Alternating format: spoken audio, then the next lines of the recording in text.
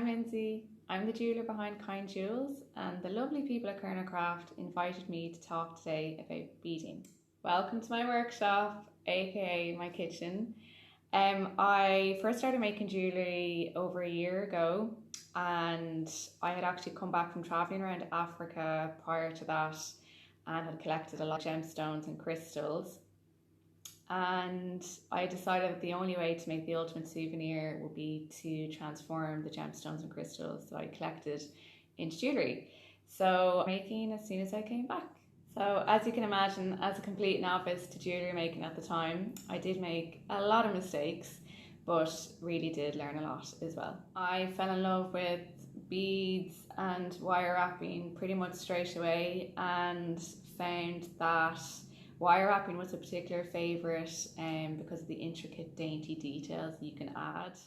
So I'm just going to show you examples of my wire wrapping. So I've wire wrapped this citrine, created a loop to loop into these tanzanite chip beads.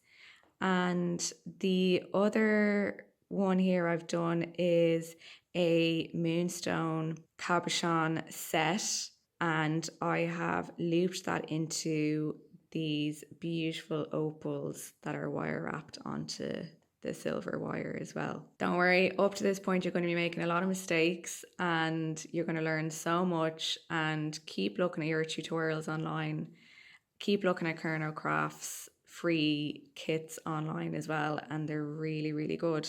This here is just a pendant with blue apatite briolets. So you can see that they are looped onto the chain, and then the wire wrapping is actually done on the bead as well.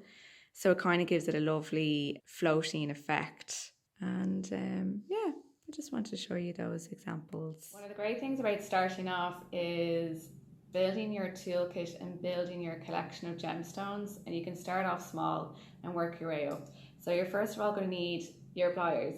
So the three basic pliers that you'll need will be your wire cutters, your long nose pliers, and your flat nose pliers. Then you're going to need wire, and the great thing about Kernowcraft is they stock recycled silver wire. And then you're going to need your beads. So as you navigate your beading journey, you're going to come across different names for beads. You're going to hear rondelles, briolets, faceted, microfaceted. But those bead names and sizes are going to really come to you naturally as you go along. So don't freak out. You're going to be fine. Just keep experimenting and keep playing around. If you're maybe into making necklaces and bracelets with more of a thread design to them, Kernowcraft do stock these amazing flex-right beading wires, sizes and different finishes, and they are really fab. My top tips for you guys starting out in beading is, I said it before, but make your mistakes and keep learning, and don't feel disheartened when you do. I think if I can do it, anybody can. You can do it in the comfort of your home, your kitchen, your sitting room, your bedroom. You can make jewellery anywhere. Have fun with choosing the different beads and the different wires and findings, and just really kind of familiarise yourself with what's out there. I really hope that this has helped encourage and inspire you to get started in beading. Let me know in the comments below if you've enjoyed this, and the best of luck.